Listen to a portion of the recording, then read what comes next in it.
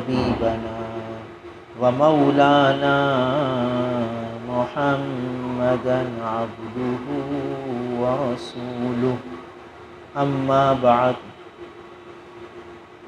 فأعوذ بالله من الشيطان الرجيم بسم الله الرحمن الرحيم إن الله لا يغفر أن يشرك به ويغفر ما دون ذلك لمن يشاء ومن يشرك بالله فقد ضل ضلالا بعيدا إن يدعون من دونه إلا إناثا وإن يدعون إلا شيطانا مريدا لعنه الله وقال لأتخذن من عبادك نصيبا مفروضا ولأضلنهم ولأمنينهم ولآمرنهم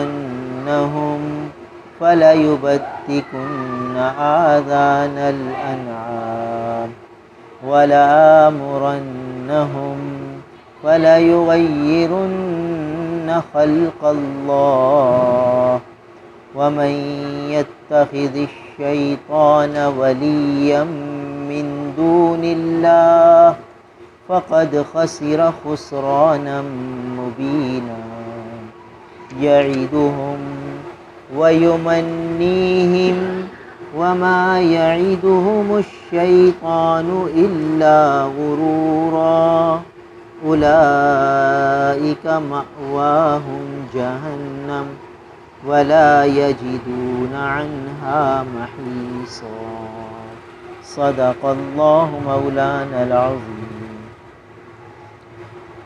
میرے محترم بزرگوں اور عزیز بھائیوں، یہ سورہ نساء کی چند آیتیں ہیں جن میں ایک اہم حکم بیان ہو رہا ہے۔ اس کا تعلق ہے شرک سے، اللہ تعالیٰ کی ذات کے ساتھ اور صفات کے ساتھ شریک ٹھہرانے سے متعلق مضمون بیان ہو رہا ہے۔ سارے قرآن پاک میں جتنے مضامین ہیں ان کا خلاصہ تین احکام ہیں، تین احکام، یعنی مضامین قرآن کو علماء نے تین قسموں میں تقسیم فرما دیا۔ ایک قسم اثبات توحید، اللہ تعالیٰ کی توحید کو ثابت کرنا، اور دوسرا مضمون اثبات رسالت، رسول اللہ صلی اللہ علیہ وسلم کی رسالت کو ثابت کرنا، اور تیسرا مضمون اثبات معاد، مرنے کے بعد کی زندگی کو ثابت کرنا۔ پورے قرآن کا سارا خلاصہ اور نچوڑ یہ تین مضمون ہیں۔ اس میں سے ایک اہم ترین مضمون اثبات توحید، اللہ تعالیٰ کو ایک مان لینا، یہ اہم ترین مضمون ہے۔ اللہ تعالیٰ کو ایک ماننا، اس کو توحید کہتے ہیں۔ گویا اللہ تعالیٰ کی توحید کو دل میں بٹھانا، اپنے خالق اپنے مالک کو ایک ہی جاننا، یہ ہے توحید کا خلاصہ۔ اور سارے انبیاء علیہ السلام اسی کی دعوت دیتے رہے کہ اللہ کو ایک مانو، اور اس کے بالمقابل شیطان کی دعوت ہے، وہ کہتا ہے نہیں، شریک ٹھہراؤ، اللہ کی ذات کے ساتھ شریک ٹھہراؤ۔ تو شیطان کی دعوت کا بھی تذکرہ آ رہا ہے اور توحید کا بیان بھی آ رہا ہے، توحید کی جو ضد ہے شرک، اس کا بھی بیان آ رہا ہے۔ تو بار بار قرآن نے توحید کو ثابت کیا۔ لہٰذا جب بچہ پیدا ہوتا ہے تو حکم ہے کہ اس کے کان میں اذان دو۔ یہ اذان دی جا رہی ہے، ابھی تو دنیا میں آیا ہے، یعنی دنیا میں آتے کے ساتھ ہی پہلا سبق توحید کا، اللہ اکبر اللہ اکبر۔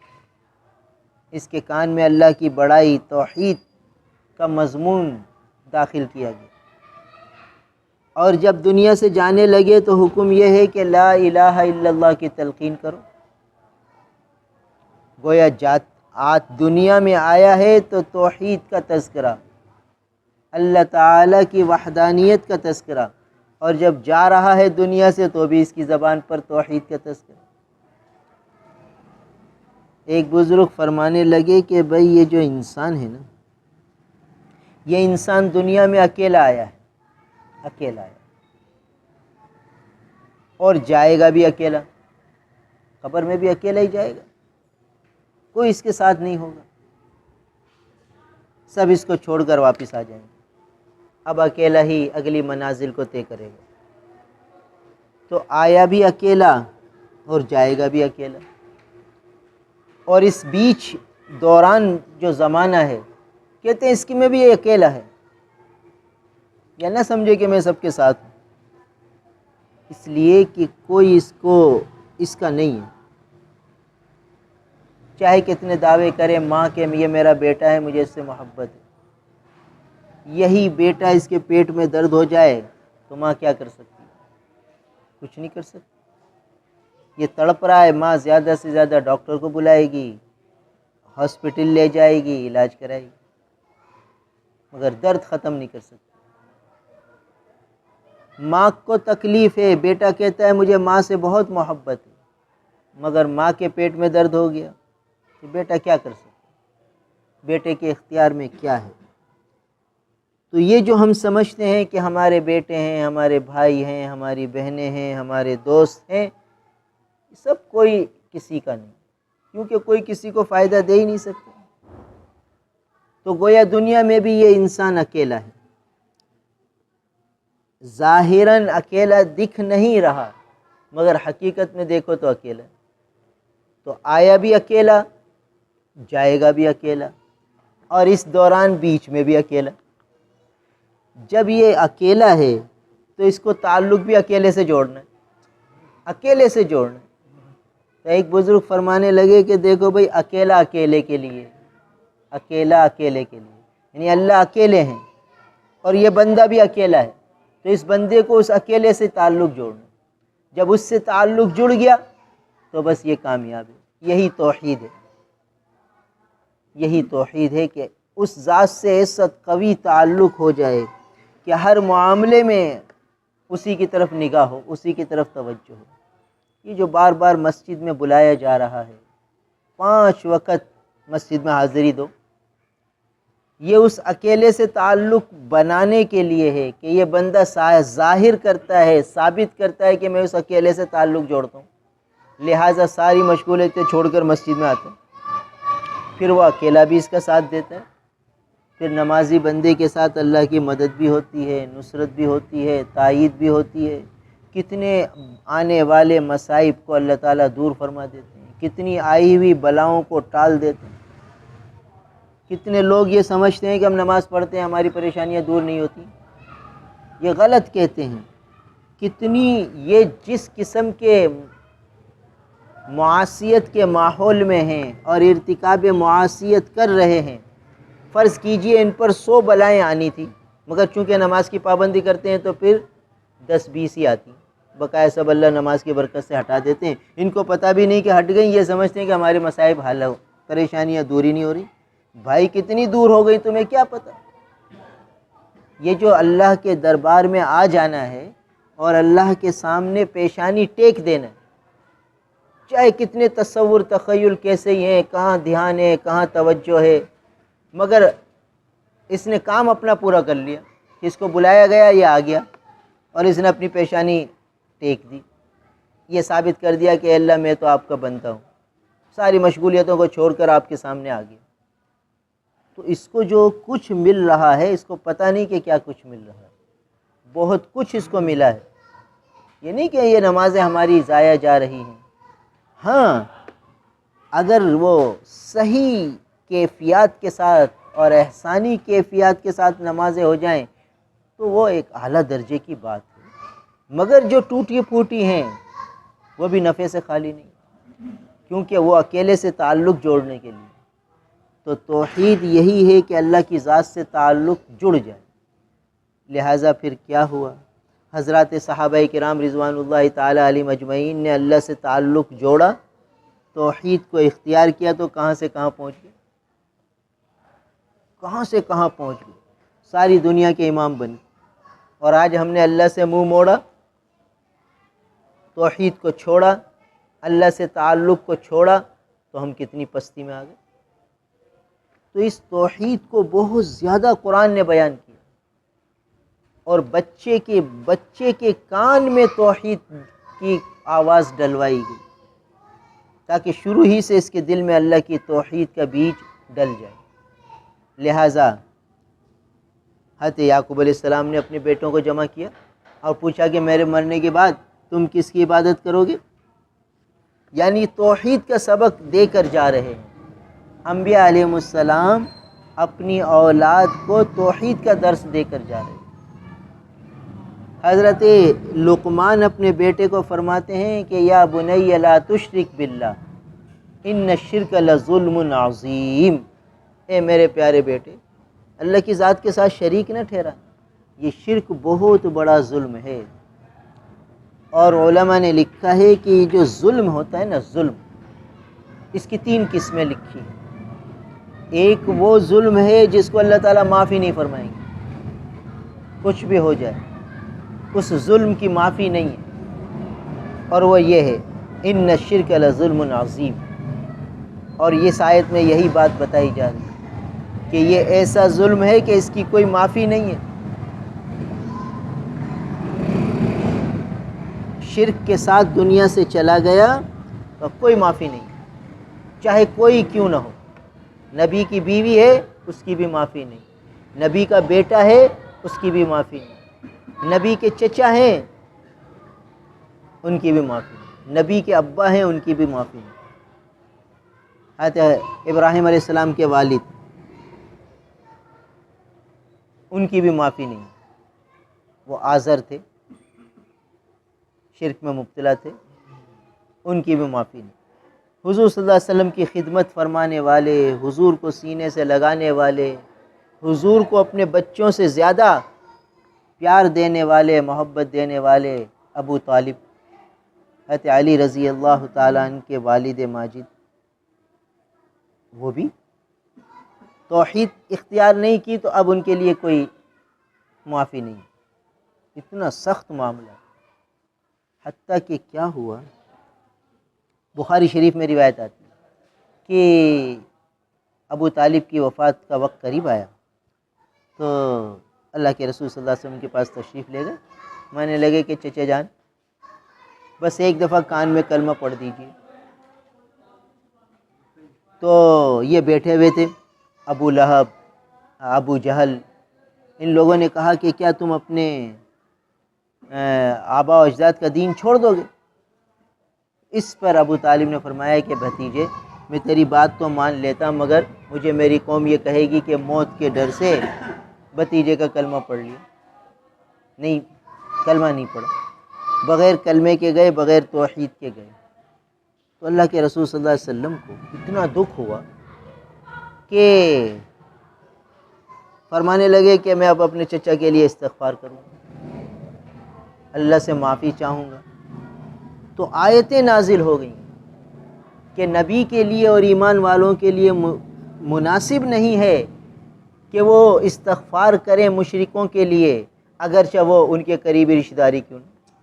قرآن نازل ہو گیا.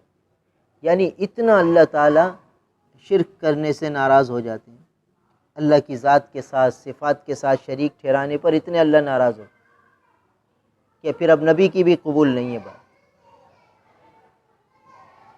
تو ظلم کی ایک قسم تو یہ ہے کہ جس کی کوئی معافی نہیں ہے اور وہ شرک ہے، اور ظلم کی دوسری قسم وہ ہے جس کا تعلق حقوق اللہ سے ہے. اس کی معافی ممکن ہے، اللہ تعالیٰ جس کو چاہے معاف فرمائے، اس کو حقوق اللہ سے تعبیر کرتے ہیں۔ جیسے نماز ہے، یہ نماز نہ پڑھنا بھی ظلم ہے، روزہ رمضان کا فرض روزہ نہ رکھنا بھی ظلم ہے، زکوٰۃ فرض ہو گئی اس کو ادا نہ کرنا بھی ظلم ہے، قربانی نہ کرنا ظلم ہے، اور حج فرض ہو گیا ادا نہیں کرتا تو ظلم ہے۔ تو یہ ایسے ظلم ہیں، ان کو حقوق اللہ سے تعبیر کیا جائے۔ اس میں اللہ تعالیٰ کی مشیت پر موقوف ہے، جس کو چاہے معاف فرمائے، جس کو چاہے پکڑ فرما لے۔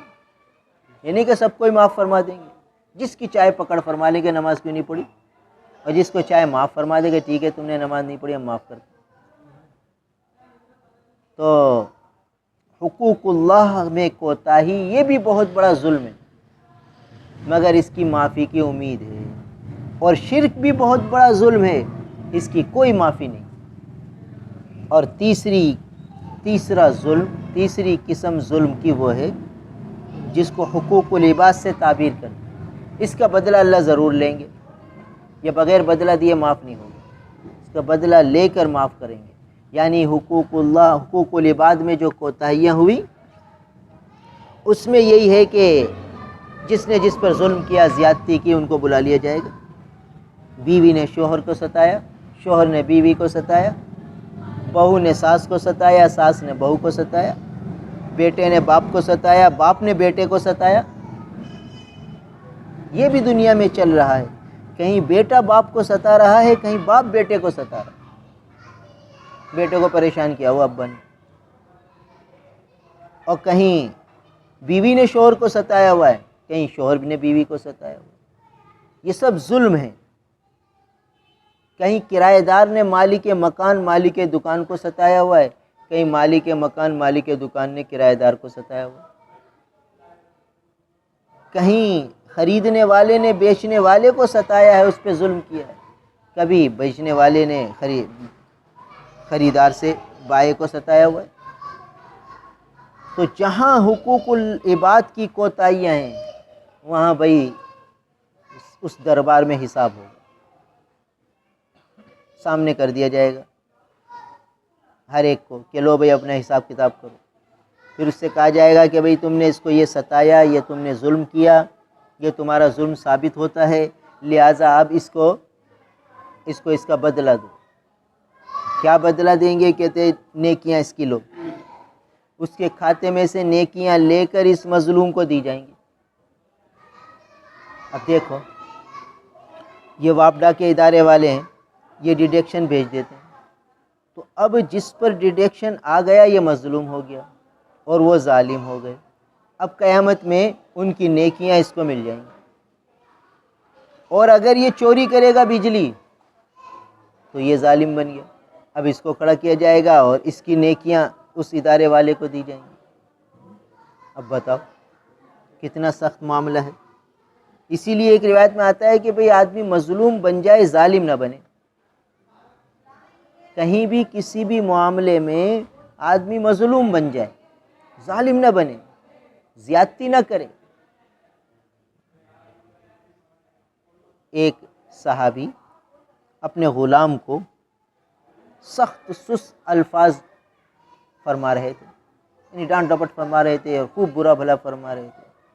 اللہ کے رسول صلی اللہ علیہ وسلم وہاں سے گزرے، جس کا مفہوم ہے کہ اللہ کے رسول نے فرمایا کہ ارے بھائی کچھ برداشت کرو۔ تو وہ صحابی فرمانے لگے اللہ کے رسول کتنا برداشت کریں، ان کا دماغ ہی صحیح نہیں ہوتا، یہ ستاتے رہتے ہیں، تنگی کرتے رہتے ہیں، اب کتنا برداشت کریں۔ برداشت کی حد ہوتی ہے، اب آج میں ان کو بہت کچھ کہہ رہا ہوں۔ فرمایا کہ بھائی اتنا برداشت کرو جتنا وہاں سہ سکو، ایسا نہ ہو کہ تم نے اس کو زیادہ سزا دے دی، زیادہ برا بھلا کہہ دیا تو کل پکڑ کا سبب ہوگا، کل وہی غلام اور آقا کا فیصلہ ہوگا اللہ کے دربار۔ تو ظلم کی ایک قسم اس کا تعلق حقوق العباد سے ہے۔ تو آدمی سوچتا رہے کہ کہیں میری ذات سے کسی پہ ظلم تو نہیں ہو رہا۔ بعض اوقات غیر ارادی طور پر ظلم ہو جاتا ہے، پتہ بھی نہیں ہوتا اور ظلم ہو جاتا ہے۔ کئی دفعہ یہ بات مذاکرے میں آئی کہ بھئی گھر میں میت ہوئی تو پوری گلی پورا روڈ روک لیا، شامیانے لگا لیے، کناتیں لگا دیں، اور سمجھے کہ اب تو بھائی میت کا گھر ہے، اب یہاں مہمان آئیں گے بیٹھیں گے.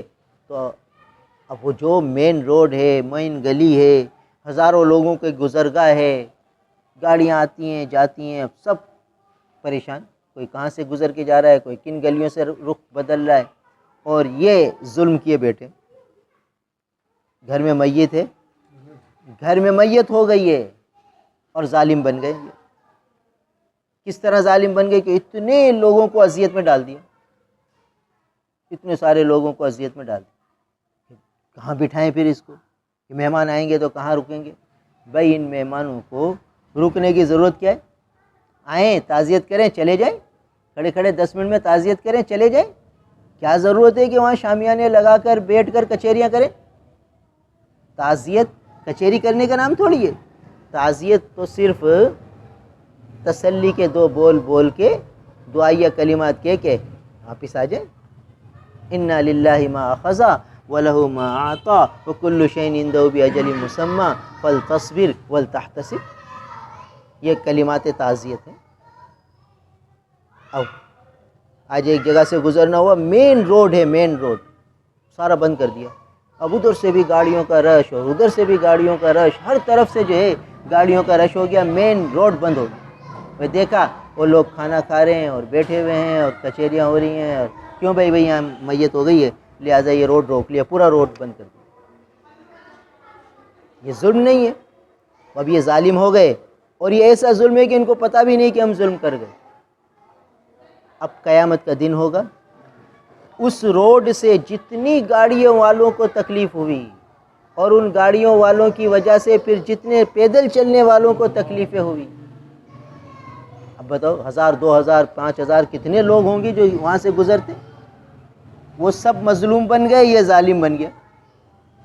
اب وہاں عدالت ہوگی، اب اسے کہا جائے گا کہ بھئی اس موٹر سائیکل والے کو بھی اپنی نیکیاں دو، اس رکشے والے کو بھی اپنی نیکیاں دو، اس کار والے کو بھی اپنی نیکیاں دو، اس پیدل گزرنے والے کو بھی اپنی نیکیاں دو. اور نیکیاں ختم تو اب اس پیدل چلنے والے کے گناہ اپنے اوپر لو اور فلاں کے گناہ لو. اب بتاؤ ایسا ظلم کہ بیچارے کو پتہ بھی نہیں کہ میں ظالم بن گیا. اس لیے آدمی ہر عمل کرنے سے پہلے علماء سے جا کر پوچھے کہ بھئی میں یہ شامیانے یہاں لگانا چاہتا ہوں، لگا سکتا ہوں کہ نہیں. شادی بیاہ کے موقع پر لوگ شامیانے لگا کر روڈ روک لیتے، گلیاں روک لیتے اور سمجھتے ہیں کہ بھئی یہ ہمارا حق ہے. بھائی یہ ظلم ہے. حتیٰ کہ یہ مسئلہ پہلے بھی بتایا تھا کہ شارع عام پر گزرنے والی جگہ پر جنازہ پڑھنا بھی مکروہ ہے. جنازہ کے لیے جنازہ گاہ ہونی ضروری ہے. پہلے ہوتی تھی اور آج بھی مختلف گاؤں دیہاتوں میں قبرستان سے باہر جنازہ گاہ ہوتی ہے. سب لوگ وہیں پہنچتے ہیں کہ بھئی جس کی بھی میت کا اطلاع ہوتی ہے بھئی وہاں جنازہ ہوگا، سب لوگ وہاں جنازہ گاہ میں پہنچتے ہیں. اور ہمارے یہاں مین روڈ پہ جنازہ ہوتا ہے اور آنے جانے گزرنے والے سب کو اذیت ہوتی ہے، سب کو تکلیف ہوتی ہے. تو علماء نے لکھا ہے کہ یہ مکروہ ہے. اب بتاؤ مکروہ کیوں ہے؟ حالانکہ نماز جنازہ تو فرض کفایہ تھا، تو فرض کفایہ کی ادائیگی کو بھی منع کیا کہ اس کی وجہ سے دوسرے کو تکلیف ہوتی ہے. کہ یہ مین روڈ ہے، یہ شاہراہ ہے اور یہ ایسی گلی ہے کہ یہاں سے لوگوں کو گزرنا ہوتا ہے.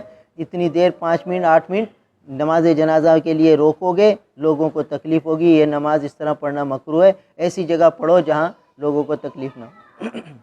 اب بتائیے، تو جو فرض کفایہ تھا، عبادت تھی، اس کو منع کر دیا. اب یہ اس طرح راستے روک کے بیٹھ جانا اور شادیوں کے لیے راستے روک کے بیٹھ جانا، اس کی کہاں اجازت ہوگی؟ یہ ایسے ظلم ہیں جس کا پتہ بھی نہیں کہ ہم ظلم کر گئے. اب یہ کیا ہوگا کہ کل عدالت میں کھڑے ہوں گے، اللہ تعالیٰ کی عدالت ہوگی اور جتنے گزرنے والوں کو اذیت ہوئی ہوگی وہ شادی والے کو کھڑا کر دیا جائے گا. ہاں بھائی اپنی نیکیاں اس کو دو. یہ موٹر سائیکل والا یہاں سے آیا، تمہارا شامیانہ لگا ہوا تھا، یہ گھوم کے گیا بیچارہ، اتنی اذیت ہوئی. یہ رکشے والا آیا، اس کو گھوم کر جانا پڑا، اس کو اتنی اذیت ہوئی. اور اس روڈ بند ہونے کی وجہ سے دوسری گلیاں اتنی وہ روڈ بلاک ہو گئے اور سڑکیں بلاک ہو گئیں اور اتنی ساری گاڑیوں کا رش بڑھ گیا. یہ اور اذیت ہوئی. یہ مستقل اذیت، اس کا بھی حساب دو. یہ ظلم ہے. تو پتہ ہی نہیں کہ ہم کیا کیا ظلم کر بیٹھے. اور یہ اب بتاؤ، اب یہ کس سے معافی مانگے گا؟ یعنی جس نے یہ ظلم کر لیے آج وہ معافی مانگنا بھی چاہے تو کس سے مانگے گا؟ کیسے معافی ہوگی اس جیسے ابھی بتایا کہ شرک کا ظلم تو اللہ معافی نہیں فرمائیں گے، اور حقوق العباد میں کوتاہی کا ظلم جسے چاہیں گے معاف فرمائیں گے، جسے چاہیں گے پکڑ فرمائیں گے، مگر یہ حقوق العباد کا ظلم اس کا تو بدلہ ضرور دلوائیں گے اللہ تعالیٰ۔ اب یہ کس کس سے معافی مانگے؟ جس نے اس طرح روڈ روکے ہیں، گلیاں روکی ہیں، اور آج وہ توبہ بھی کرنا چاہے تو بتاؤ کیسے توبہ کرے؟ کس طرح اس کی معافی ہوگی؟ کیونکہ معاملہ جو جن کو تکلیفیں پہنچی ہے اس کو پتہ ہی نہیں کس کس کو پہنچی ہے، کون کون وہاں سے گزرا تھا، کب کب گزرا تھا، اس کو تو پتہ ہی نہیں۔ تو اب اس کے لیے یہ ہوگا کہ وہ خوب اللہ تعالیٰ سے معافیاں مانگے اور ان اہل حقوق کے حق میں دعائیں مانگے کہ یا اللہ جن کو میں نے ستایا، میری وجہ سے ان کو اذیت پہنچی، آپ ان کے لیے آسانیاں فرما دیجئے، میری دعائیں ان کے گناہوں کا کفارہ بنا دیجئے اور میری آخرت میں پکڑ سے بچا لیجئے۔ اب بتائیں، خوب مانگنا پڑے گا، یہی معاملہ صاف کر کے جانا پڑے گا، ورنہ تو بڑی سخت پکڑ ہے یہ حقوق العباد کی کوتاہی اور یہ ظلم۔ تو اس لیے آدمی دیکھ لے کہ بھئی میری ذات سے کسی کو ظلم پہنچا ہے، اگر وہ سامنے ہے اس سے معافی مانگنا ممکن ہے تو معافی مانگے، اور سامنے نہیں ہے، معافی نہیں مانگ سکتا، تو بھئی پھر اس کے لیے دعائے خیر کریں، اس کے لیے صدقے خیرات کریں، اس کے لیے ایصال ثواب کرے، قرآن پڑھ کر نفل پڑھ کے کہ اللہ میں نے نفل پڑھیں، اس صاحب حق کو اس کا ثواب پہنچا دیجیے۔ اسی طریقے سے کتنے لوگ ہیں وہ جائیداد میں بہنوں کا حصہ دیتے نہیں، کہتے جب جائیداد بکے گی تو بہنوں کا حصہ دیں گے، اب برسوں اس میں رہتے ہیں، بہن کو کرایہ بھی نہیں دیتے، تو یہ بھی ظلم ہے۔ اب کل قیامت میں عدالت ہوگی تو کیا ہوگا کہ وہ بہن کھڑی ہوگی اور یہ ظلم بھائی نے کیا ہوگا کہ یہ برسوں رہتا رہا، نہ کرایہ دیا نہ کچھ دیا، تو اب اس بھائی کی نیکیاں بہن کو مل جائیں گی اور نیکیاں نہیں ہیں تو بہن کے گناہ اس کے کھاتے میں آئیں گے۔ یہ بھی کتنا ظلم ہوتا ہے، اور یہ پتہ ہی نہیں کہ ہم یہ ظلم کر بیٹھے، کتنے لوگ ہیں۔ تو بہرحال بات یہاں سے چلی کہ سب سے بڑا ظلم یہ شرک ہے، اور اس کے بعد یہ ظلم کی دو قسمیں اور ہیں جس کو حقوق اللہ اور حقوق العباد سے تعبیر کیا جاتا ہے۔ تو دنیا میں آدمی اپنے آپ کو پاک صاف رکھے، احتیاط سے چلتا رہے، سوچ کے چلے کہ میری کون سی حرکت مجھے جہنم میں پہنچا دے گی، کون سا عمل مجھے جنت کی طرف لے جائے گا، سوچنا پڑے گا، بے سوچے زندگی نہ گزارے۔ اور علماء نے لکھا ہے کہ جب سوچے گا تو پھر اللہ راہیں کھولیں گے، اور سوچے گا ہی نہیں تو معلوم ہوا کہ لاپرواہ ہے، اس کو کوئی غرض ہی نہیں ہے، پھر اللہ راستے نہیں کھولتے۔ تو بہرحال یہاں بات یہ چلی کہ ان اللہ لا یغفر ان یشرک بہ، بے شک اللہ تعالیٰ نہیں بخشیں گے اس بات کو کہ اس کے ساتھ شریک ٹھہرایا جائے۔ تو توحید کو پکا کرنا ہے، اور توحید یہی ہے کہ اللہ تعالیٰ سے ہونے کو اتنا دل میں بٹھائے اور اتنا بولے کہ یہ بات دل میں بیٹھ جائے کہ جو کچھ ہوتا ہے اللہ کے حکم سے ہوتا ہے، اللہ کے غیر سے کچھ نہیں ہوتا۔ یہ صرف زبان سے نہیں، اتنا بولے کہ دل میں اتر جائے اور دل اس کی تصدیق کرے اور ہر لمحے اس بات کا استحضار رہے۔ جب یہ رہے گا کہ یہ اللہ کی طرف سے ہے تو پھر نہ کسی سے جھگڑے گا، نہ کسی کو ستائے گا، نہ کسی کو برا بھلا کہے گا، زندگی خوشگوار ہو جائے گی۔ کیا مطلب کہ بھائی بیوی کی طرف سے کوئی بری بات آئی تو یہ سمجھ جائے گا کہ یار یہ من جانب اللہ ہے، میرے کسی گناہ کی نحوست ہے۔ ایک بزرگ فرمانے لگے کہ جب میں یہ دیکھتا ہوں کہ مجھ سے کوئی گناہ ہوا ہے تو مجھے محسوس ہو جاتا ہے کہ مجھ سے کوئی گناہ ہوا۔ کیا علامت ہوتی ہے؟ کہا میری بیوی بھی میری بات نہیں مانتی، مخالفت پر آ جاتی ہے، تو میں سمجھ جاتا ہوں کہ ضرور کوئی نہ کچھ مجھ سے گڑبڑ ہوئی ہے، جس کی سزا میں اللہ نے بیوی کو مجھ پہ مسلط کر دیا، اب وہ میری نافرمانی کر رہی ہے۔ اور کبھی کبھی بیوی میری بڑی اطاعت کرتی ہے، فرما برداری کرتی ہے، تو میں سمجھ جاتا ہوں کہ کوئی ایسی نیکی ہے جو قبول ہوئی ہے، اس کی برکت سے اللہ نے گھر میں خیر عطا فرما دی، ماحول کو خوشگوار بنا دی۔ تو یہ جو گھر میں فضا ناسازگار ہے تو یہ ضرور مجھ سے کچھ کوتاہی ہوئی ہے۔ تو جب توحید دل میں بیٹھے گی، اللہ سے ہونا دل میں بیٹھے گا، تو ہر وقت دھیان اس طرف ہی جائے گا کہ جو ناگواری پیش آئے گی وہ سمجھے گا ضرور کوئی خطا ہوئی ہے، میرے محبوب مجھ سے ناراض ہیں اس لیے ان کی طرف سے یہ معاملہ پیش آیا، اور کوئی خوشگوار حال آئے گا تب بھی انہی کی طرف توجہ جائے گی کہ یہ انہی کی عطا ہے، ضرور میری کوئی نیکی انہوں نے قبول فرمائی جس کی وجہ سے یہ خوشگوار ماحول مجھے مرحمت فرمائی۔ تو یہ ہے توحید کا خلاصہ۔ تو جب توحید دل میں بیٹھ جاتی ہے، اللہ سے ہونا دل میں بیٹھ جاتا ہے تو زندگی خوشگوار ہو جاتی ہے۔ ایک بزرگ فرمانے لگے کہ جب میں بازار میں گزرتا ہوں تو یہ سمجھتا ہوں کہ سارا بازار کی ساری دکانیں میری، ساری بلڈنگیں میری، ساری چیزیں میری۔ تو بھائی کیوں؟ کہ یہ سب میرے اللہ کی ہیں تو میری ہیں، میں اللہ کا ہوں، اللہ میرے ہیں، یہ ساری چیزیں اللہ کی ہیں تو اللہ جب میرے ہیں تو یہ چیزیں بھی میری ہیں۔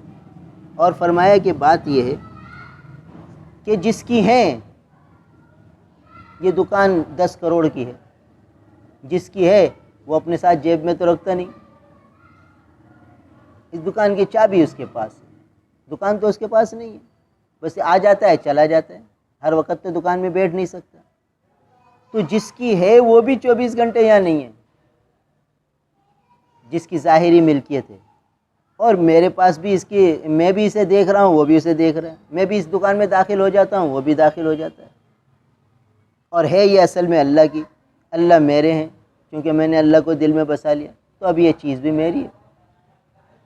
تو وہ فرمانے لگے کہ جب میں بازار سے گزرتا ہوں تو سمجھتا ہوں یہ ساری چیزیں میری ہیں، جب میری ہیں تو میرے اللہ کے حکم کے مطابق جو اس میں تصرف کروں میں، پھر اللہ سے میں مانگ لیتا ہوں، جو مجھے ضرورت ہوتی ہے اللہ تعالیٰ مہیا فرما دے، مجھے کبھی اللہ محروم نہیں فرماتا، تو پھر اسے کوئی حسد نہیں ہوتا، کوئی احساس کمتری نہیں ہوتا، بھائی وہ یہ سمجھتا ہے کہ یہ سب میرے اللہ کی عطا ہے۔ تو توحید دل میں بیٹھ جائے گی تو زندگی خوشگوار ہو جائے گی، اور توحید دل میں نہیں بیٹھے گی تو زندگی پریشان رہے گی، تکلیفوں میں، مصیبتوں میں، کبھی کہے گا اس نے تکلیف پہنچا دی، کبھی کہے گا اس نے پہنچا دی، یعنی تکلیفوں کا اصل مرکز کی طرف نگاہ نہیں جائے گی، اسباب کی بھول بھلائیوں میں رہے گا کہ اس نے کالا جادو کرا دیا، اس نے نقصان پہنچا دیا، اس نے یہ کہہ دیا، اس نے یہ کر دیا، یہ نہیں سوچے گا کہ اصل حال تو اللہ کی طرف سے آیا، اگر یہ میرے ناموافق ہے تو ضرور وہ مجھ سے ناراض ہیں، ان کو راضی کروں، اور اگر یہ حالات خوشگوار آئے ہیں تو بھی انہی کی طرف سے آئے، ضرور وہ مجھ سے خوش ہیں۔ تو ہر وقت اللہ کی طرف نگاہ جائے گی اور اللہ کا استحضار رہے گا، اور زندگی پرکیف ہو جائے گی۔ اسی کو قرآن نے فرمایا جس کا مفہوم ہے کہ یعنی من عامل صالحا من ذکر او انثی فلنحیینہ حیاتا طیبہ، کہ جو نیک عمل کرے گا چاہے مرد ہو یا عورت تو ہم انہیں ضرور بے ضرور حیات طیبہ دیں گے، خوشگوار زندگی اسے عطا فرمائیں گے۔ اب کس کو ملے گی یہ خوشگوار زندگی؟ جو اللہ کی محبت کو دل میں بسا لے گا، تو پھر یہ زندگی خوشگوار ہو جائے گی، پھر بیماری بھی اس کو تکلیف نہیں دے گی۔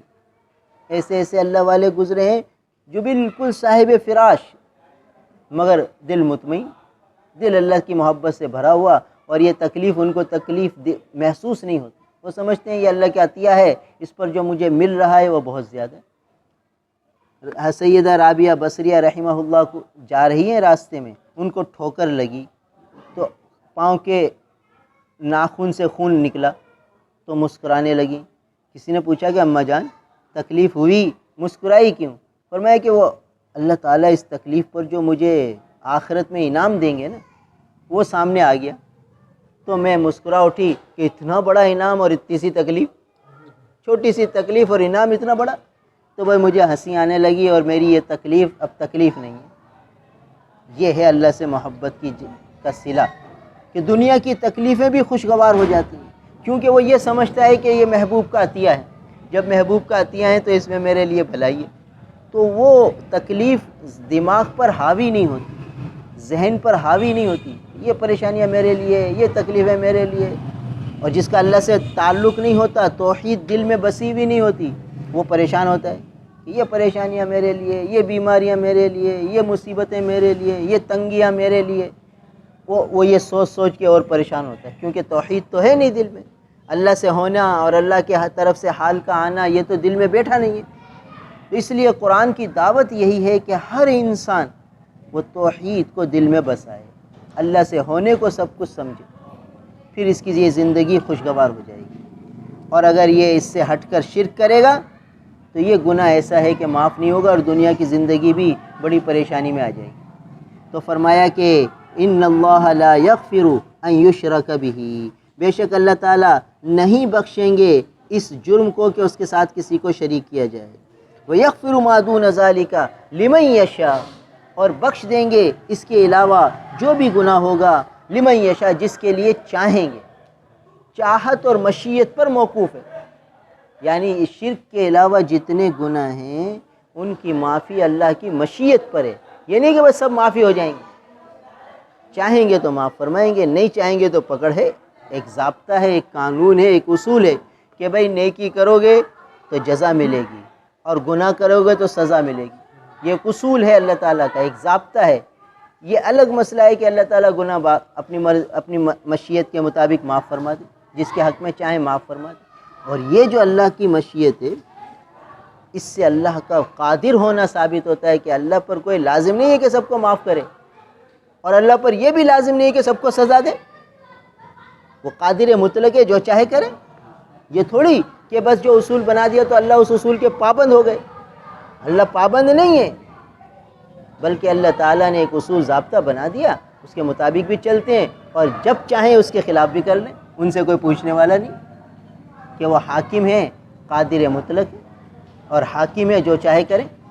اس لیے فرمایا کہ وَيَغْفِرُ مَا دُونَ ذَلِكَ لِمَن یشاء، اس کے علاوہ جو گناہ ہوگا جس کے لیے چاہیں گے معاف فرمائیں گے، ہر ایک کو معاف نہیں کریں گے۔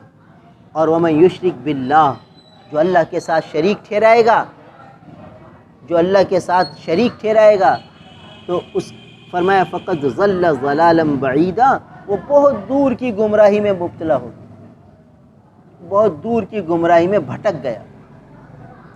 دیکھو شیطان کا سب سے پہلا وار ہی یہی ہوتا ہے کہ وہ اللہ کی ذات کے ساتھ شریک ٹھہرائے، لہٰذا اس نے پوری دنیا کے لوگوں کو دیکھو شرک میں مبتلا کیا، اللہ کے غیر سے ہونے کو بیان کیا، اور اب ساری دنیا کی سوچ یہی ہے کہ بھئی چیزیں بناؤ اور اپنی سہولتیں حاصل کرو، اور چیزوں میں ترقی کرو، مادے پر محنت کرو، اور مادے پر محنت کر کے اس نے مادے کو کہاں سے کہاں پہنچا دیا، لوہے کے ٹکڑے کو آسمان تک پہنچا دیا، اڑا دیا فضاؤں میں، اور کیسی کیسی ترقیاں کر گیا، اور وہ یوں سمجھتا ہے باطل کے ان چیزوں میں اللہ نے راحت رکھی ہے، تو یہ چیزوں میں راحت نہیں رکھی، یہ اسباب راحت ہیں، راحت اس میں نہیں ہے۔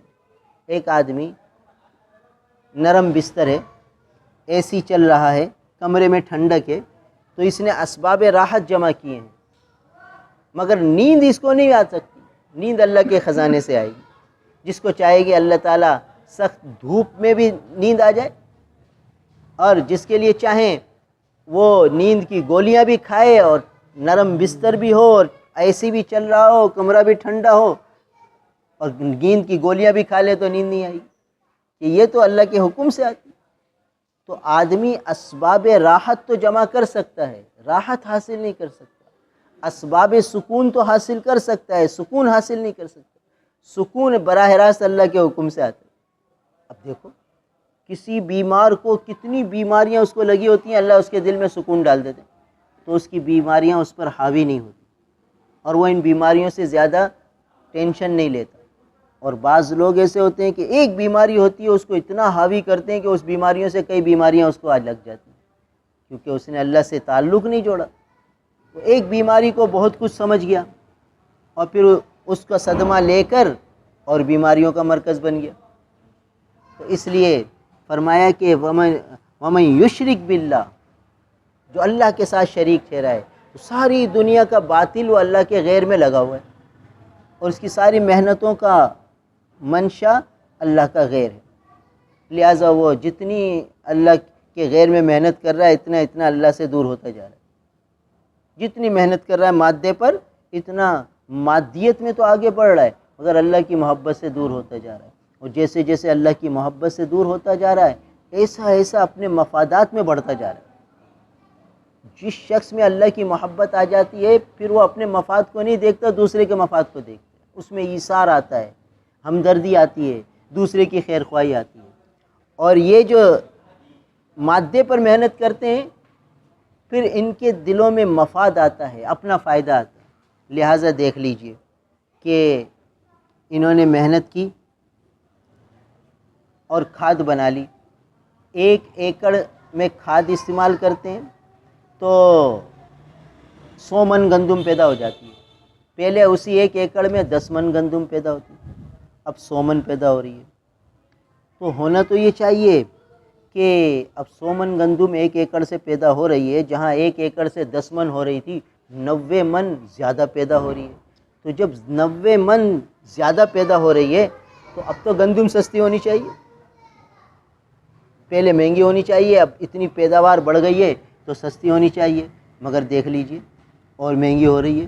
پیداوار زیادہ ہونے کے باوجود مہنگی ہو رہی ہے، تو انسان مادے پر محنت کر رہا ہے، برکتوں کے دروازے تو اللہ کے پاس ہے، برکتوں کے خزانے اللہ کے حکم میں، تو اللہ نے برکت کھینچ لی۔ پہلے 10 من میں اللہ نے برکت دے رکھی تھی تو وہ سب کو پوری ہو جاتی تھی اور سستی بھی تھی۔ اب اللہ نے جب انہوں نے مادے پر محنت کی، اللہ سے دور ہوئے تو اللہ نے برکت کھینچ لی، برکت ختم کر دی۔ تو دیکھ لیجئے 100 من ہے پھر بھی مہنگی ہے۔ تو اللہ کا یہ نظام ہے۔ تو جو اللہ کے ساتھ شریک ٹھہرائے گا فقط ضل ضلالا بعیدا، بہت دور کی گمراہی میں بھٹک گیا۔ اب یہ بس دنیا کی بھول بھلائیوں میں رہے گا بیچارہ، کتنی ہی ترقی کر لے بس یہ اس دائرے سے نکلے گا نہیں۔ اور جو اللہ کو پا لیتے ہیں وہ کہاں سے کہاں پہنچ جاتے ہیں، بہت اونچا مقام ان کو مل جاتا ہے۔ لہٰذا دیکھ لیجئے حضرات صحابہ کرام نے محنت کی اللہ کو حاصل کرنے کے لیے، آج ان کے تذکرے زندہ ہیں، ان کے لیے رضی اللہ تعالیٰ عنہ و رضوا عنہ کا خطاب ہوتا ہے۔ اور اس زمانے کے ابو جہل ابو لہب انہوں نے اللہ کے لیے محنت نہیں کی تو ان کے تذکرے آج زندہ نہیں ہیں، اگر ہیں تو برائی کے ساتھ۔ فرعون، حامان، نمرود، شداد، ان سب کے تذکرے بہت تھوڑے اور برائی کے محل میں، اور نوح علیہ السلام اور ہود علیہ السلام اور ان کے ماننے والے، ان کے تذکرے آج بھی زندہ اور اچھائی کے ساتھ زندہ۔ تو جو اللہ کو چھوڑے گا تو بھٹک جائے گا بھول بھلائیوں میں، فقط ضل ضلالا بعیدا، بہت دور کی گمراہی میں پڑ جائے گا، یعنی وہ پھر مسلسل دور ہوتا چلا جائے گا اللہ کی ذات سے۔ اور جو توحید کو اختیار کرے گا وہ قرب الہی میں آگے بڑھے گا اور اس کی زندگی پرسکون ہو جائے گی۔ تو فرماتے ہیں کہ ان یدعون من دونہ الا اناسا، اور یہ جو جتنے مشرک ہیں یہ عورتوں ہی کو پکارتے ہیں۔ یہ جو مشرکین مکہ تھے ان کے بڑے بڑے جو بت تھے، لات، منات، عزا، یہ سب نام عورتوں کے ہیں۔ تو یہ جب پکارتے ہیں تو یہ عورتوں کے نام ہی لیتے ہیں، یعنی اپنا معبود بھی انہوں نے عورتوں کے ناموں پہ بنائے۔ اور فرشتوں کو اللہ کی بیٹیاں کہتے ہیں، بیٹے نہیں کہتے۔ تو یہ لوگ جب شرک میں گئے تو جس مخلوق یعنی عورت کو یہ گھٹیا سمجھتے ہیں اپنے معاشرے میں، ان کی عقل ایسی معاف ہوئی کہ جب معبود بناتے ہیں تو انہی عورتوں کے نام کے بناتے ہیں، معبود بناتے ہیں تو عورتوں کے نام کے، اور معاشرے میں گھٹیا مخلوق عورت کو سمجھتے ہیں۔ تو یہ ان کی کم عقلی بے وقوفی کی باتیں ہیں۔ تو فرمایا کہ ان یدعون من دونہ الا اناسا، یہ اللہ کو چھوڑ کر عورتوں ہی کو، مؤنثوں کو پکارتے ہیں۔ وَإِن يَدْعُونَ إِلَّا شَيْطَانًا مَرِيدًا، اور یہ پکارتے ہیں دھتکارے ہوئے شیطان کو، اس شیطان کو پکارتے ہیں جس کو اللہ نے دھتکار دیا، اور جو سرکش شیاطین ہیں ان کو پکارتے ہیں، اللہ کو چھوڑ دیتے ہیں۔ پھر آگے اور تفصیل آ رہی ہے کہ شیطان کس طرح لوگوں کو گمراہ کرتا ہے، اس کی تدابیر کیا ہیں کہ جس پر وہ لوگوں کو چلاتا ہے۔ تو شیطان کی چال بازیاں اور اس کی گمراہ کرنے کے طریقے وہ آگے بیان ہو رہے ہیں، انشاءاللہ اگلے ہفتے بات ہوگی۔ اللہ تعالی عمل کی توفیق۔ الحمدللہ رب العالمین والعاقبۃ للمتقین والصلاة والسلام علی رسولہ محمد وآلہ واصحابہ اجمعین۔ اللہم انا نسألک العفو والعافیہ فی الدین في الدين والدنيا والآخرة. اللهم ربنا آتنا في الدنيا حسنة وفي الآخرة حسنة وقنا عذاب النار. اللهم اجعلنا لك زكارا لك شكارا لك رهابا لك مطواعا لك مطيعا إليك مخبتا إليك أواها منيبا. اللهم آت محمدا الوسيلة والفضيلة وابعثه مقاما محمودا الذي وعدته. رب ارحمهما كما ربياني صغيرا. رب اجعلني مقيم الصلاة ومن ذريتي ربنا وتقبل دعاء. ربنا اغفر لي ولوالدي وللمؤمنين يوم يقوم الحساب. ربنا هب لنا من أزواجنا وذرياتنا قرة أعين واجعلنا للمتقين إماما. اللهم إنا نسألك من خير ما سألك منه نبيك محمد صلى الله عليه وسلم ونعوذ بك من شر ما استعاذك منه نبيك محمد صلى الله عليه وسلم. أنت المستعان وعليك البلاغ ولا حول ولا قوة إلا بالله. وصلى الله تعالى على خير خلقه محمد وآله وأصحابه أجمعين.